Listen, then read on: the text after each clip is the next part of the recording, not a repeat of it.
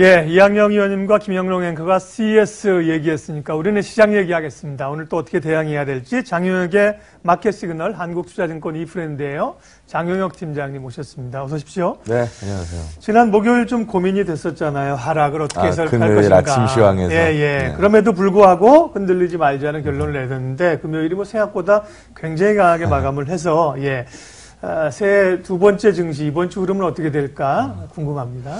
지난 금요일 날 아마 제일 기분 나쁜 투자자는 네.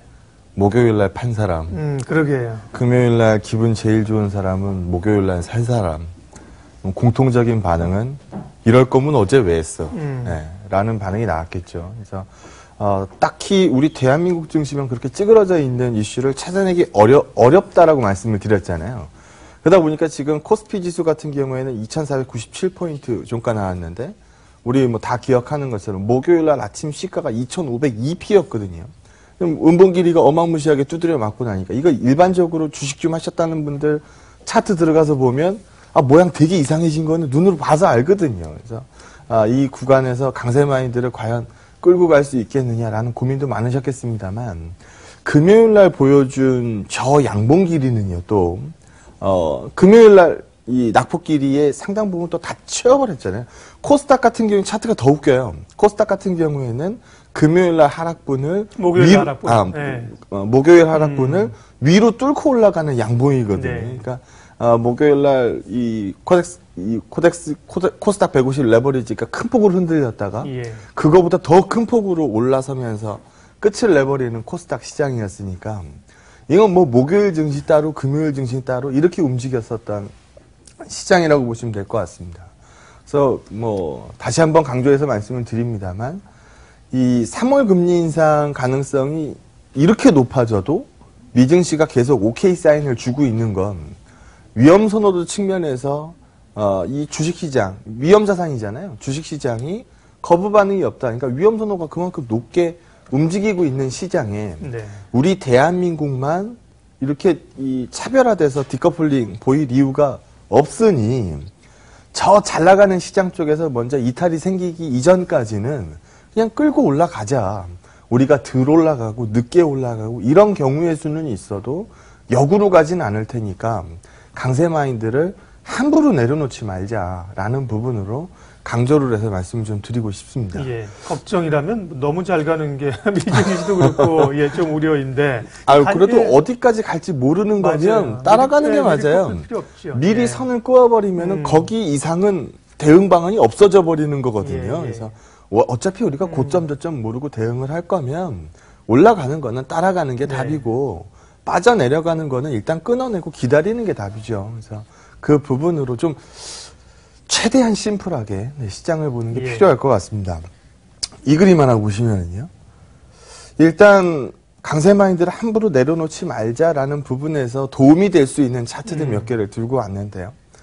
왜 뭐 스포츠 경기나 뭐 이런 것들 보면 뭐 이런 경우 많잖아요. 이렇게 열심히 선수가 노력해가지고 꾸준히 이렇게 좋아지는 경우도 있지만 한번 이렇게 가다가 막 한번 점프 실력이 한번 훅 올라오고 또 조금 가다가 또 훅 계단식으로 탁탁 올라오는 그런 그림들 많잖아요. 그래서 이 퀀텀 점프라는 거잖아요. 골프 같은 거 하면 이런 경우가 많잖아요. 맞아요. 한 타씩 줄어드는 게 아니고 한번 확 올라가고 이런 경우가 많죠.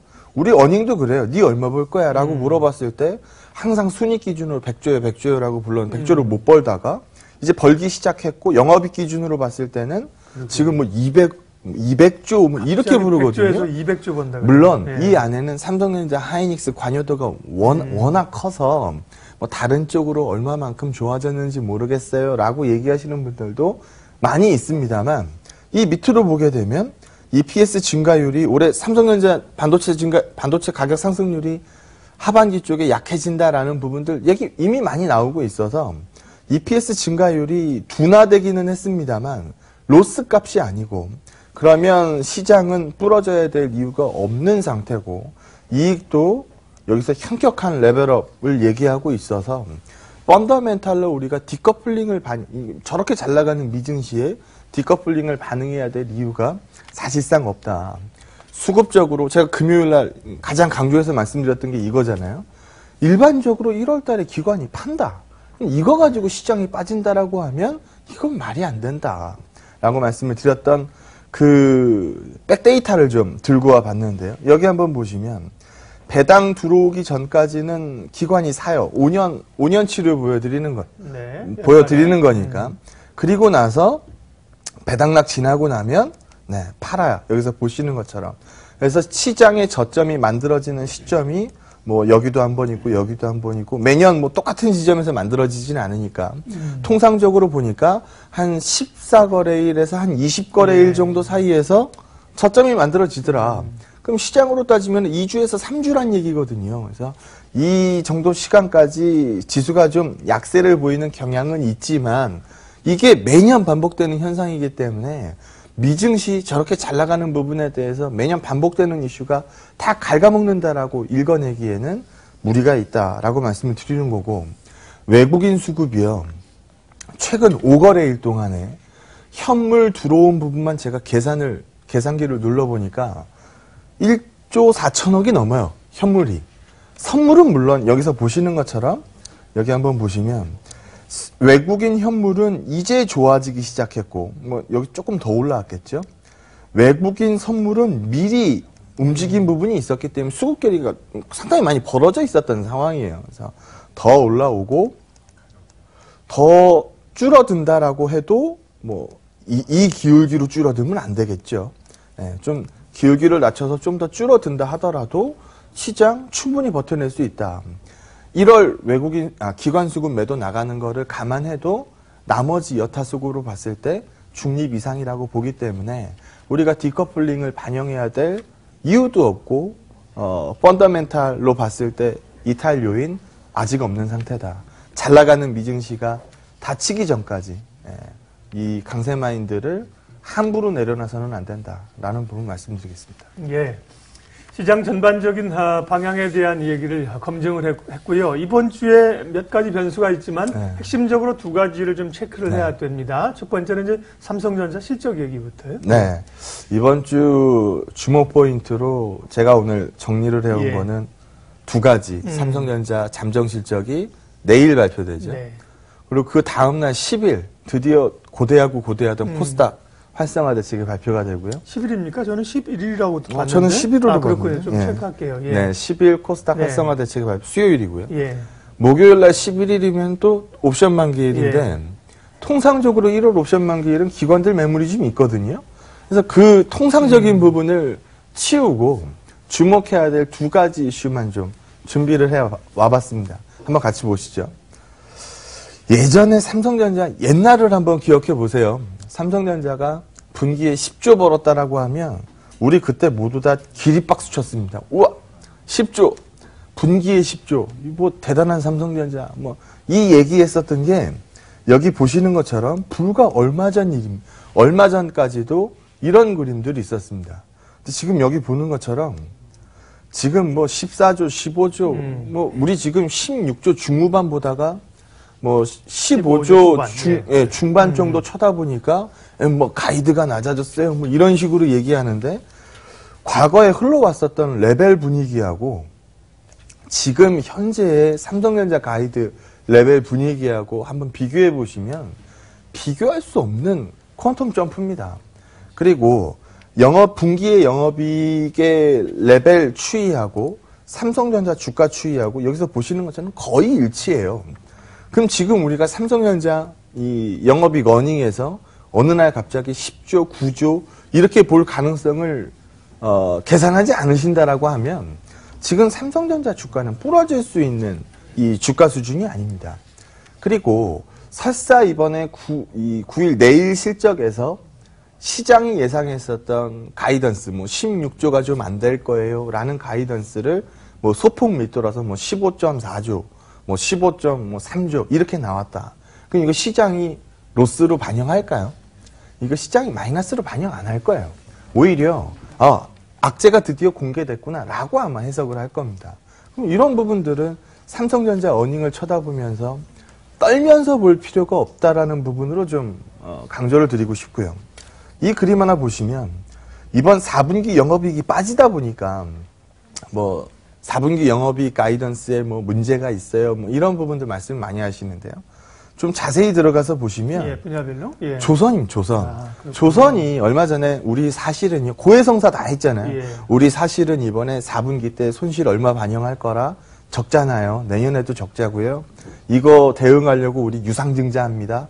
라고 발표한 게 현대중공업, 삼성중공업 그 이슈들이잖아요. 그래서 그게 로스에 반영된 게 전체 하락분의 60%가 넘어요.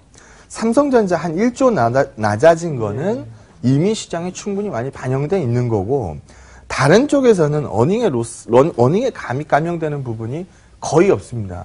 오히려 2018 가이던스가 살아있는 상황이기 때문에 지금 4분기 가이던스보다는 2018 가이던스 보는 게 맞다라고 보고 있고요. 10일 맞나요? 11일로 확인이 되는데요. 아, 그래요? 예, 한 번 더 확인하죠. 네. 시간이 있으니까. 저는 10일로 네네. 자료를 정리를 했었는데, 예, 예. 네, 다시 제가 확인을 해봐야 예, 될 것 예. 같은데요. 기대를 정부가 언제 하겠다고 사실 명확하게 한 건 아니니까요. 근데 네, 저는 금요일 날, 네. 뭐 10일이든 11일이든 예, 좀 예. 확인해서 말씀을 예. 좀 드리면, 제가 네모판 2개를 네. 쳐놨거든요. 요거 한번 보시죠. 네. 지금 되게 중요한 단어만 제가 동그라미를 한번 쳐볼게요. 회수시장. 회수시장이 뭔 시장 같아요?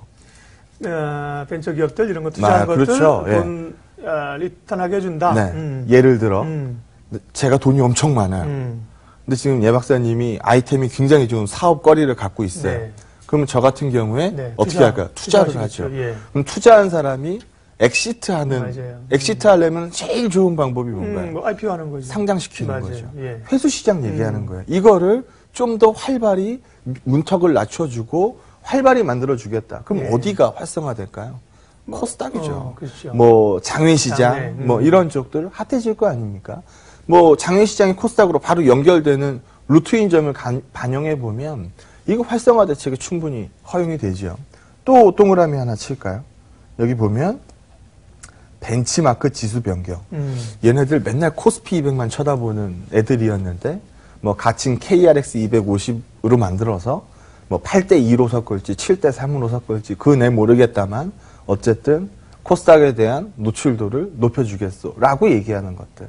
이런 부분들이 시장에서 주목 가능한 포인트라고 판단을 합니다. 그래서 이번 코스닥 활성화돼서 이번 주에 발표가 되니까 예. 좀 연기되면서 좀 늘어진 감이 없지 않아 있죠. 그래서 그 부분을 이번 주에 얼마만큼 채워주느냐. 여기서 보는 것처럼 코스닥 ETF 설정 총액은 계속 증가하고 있기 때문에 우리 코스닥 150 레버리지로 대응하고 있죠. 그래서 이 그림이 꺾여 내려가는 그림 이전까지 강세마인드 내려오는 이유 굳이 있을까라는 부분으로 말씀드리겠습니다. 예, 이번 한 주 변수가 워낙 많기 때문에요. 그때 또 봐야 되고요. 당장은 이제 오늘 또 하루의 전략 마무리하겠습니다. 네. 위험 선호도가 어떻게 보면 시장이 먼저냐 종목이 먼저냐라는 걸로 뭐 갑론을박할 수도 있겠습니다만 예. 전 시장을 먼저 보는 이 타입이고 그러면 위험 선호도가 닫히기 전까지는 지금의 이 시장이 무너지지 않는다라고 가정을 하는 거고 그럼 선두 등지가 닫히기 전까지는 굳이 강세 마인드를 내려놓을 이유가 없다라는 부분으로 오늘도 강세 마인드 강조하도록 하겠습니다. 예, 장영혁의 마켓 시그널 이번 한 주 또 월요일 대응 전략 세웠습니다. 한국투자증권 이프렌드예요. 장영혁 팀장님 함께했습니다. 고맙습니다. 네, 고맙습니다.